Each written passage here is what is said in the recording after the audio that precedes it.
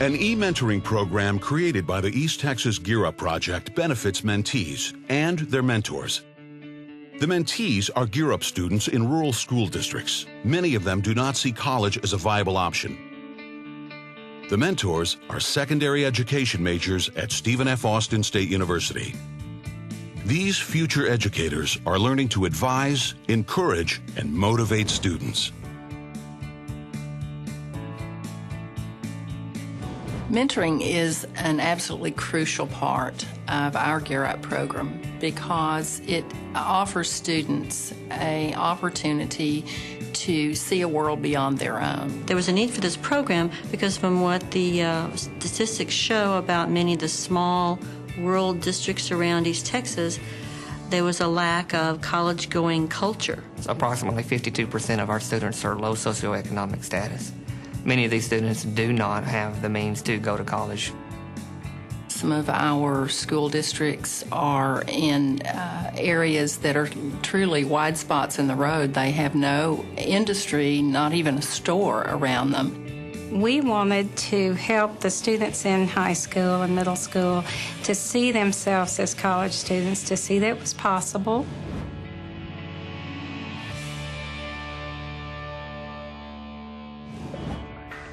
The e-mentoring concept became a reality thanks to a shared vision and close collaboration between SFA and participating schools. Many of the teachers that are here have worked with staff at SFA to pair up students on both a college campus and a high school campus. It definitely takes a lot of work. It definitely is something that is worth it. You will also get to go to the computer lab at the end of the class today, log on, and start writing your first message to your student. The goals for the university student is for them to become familiarized again with secondary school, but this time from the perspective of a pre-service teacher, someone who's going to become a teacher. What you get your grade for in here is two parts. You get your grade for the emails that you send, the messages that you send, and in about 3 weeks I'm going to require you to print out your first three, and I'm going to look at the dates to make sure you've sent one every week, okay? And then at the end of the semester, I'm going to ask you to write a 2-page typed double-spaced reflection on what you've learned from doing this project. That's the other part of the grade. Built-in safeguards ensure that communication between mentors and mentees follows approved guidelines. The ground rules for the relationship were basically to stay scholastic, don't go outside of the academic area. Both ends use a secure site. In other words, it's not private. We have a full-time graduate student who's going to be monitoring your messages that you send, in other words, reading them, and monitoring the messages the student sends you back as well. I monitor them, I see them as well, plus the program directors and the teachers out there can see them.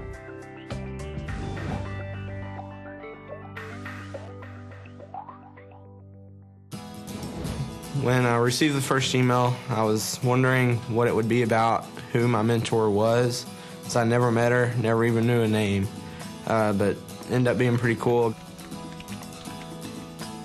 Jacob's e-mentor was Margaret Pledger.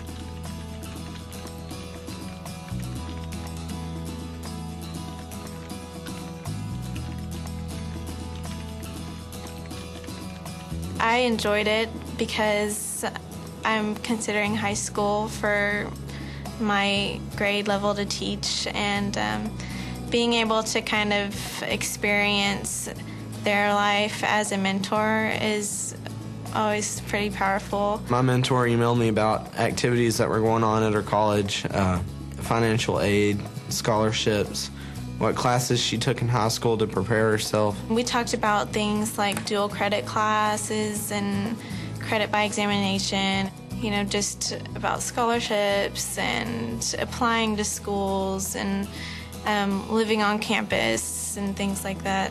Our students were very enthusiastic whenever they received an email back from their SFA person. The e-mentor was a big brother, a big sister that they wanted to please. They wanted that to be able for that person to be proud of them and their accomplishments. The most important thing I got out of the e-mentor program was how I just need to keep up with my work, how to be more organized, what I need to do to get in college.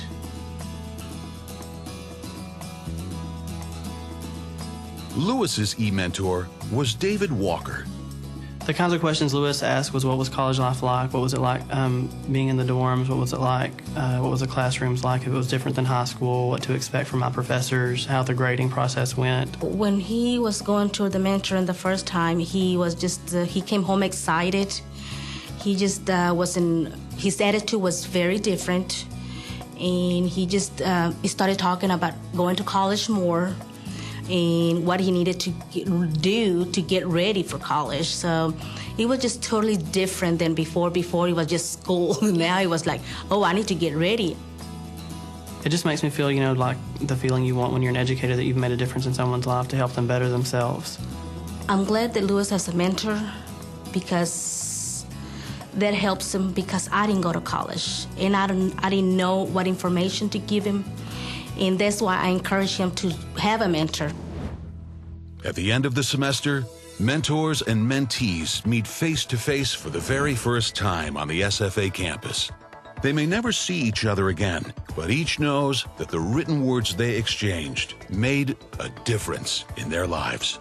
When you're standing there and you watch that bus unload coming from a very small rural high school, and those students get off the bus, all the paperwork, all the phone calls, all the hours spent worrying about, is this going to work, is it not going to work, is looking at the eyes of those students and the smiles, and you can see in their faces the idea, you know what, I could be on this campus. As our students walked over that campus, you could begin to see them pair off into their little groups, and they're talking, and it was like they had been friends forever. It wasn't as if they'd only met each other 10 minutes ago. They were already friends when they got off that bus. Although we assume all our kids have opportunities to be on college campuses, it was, for many of our students, I heard them say that it was their first time to ever see a college campus.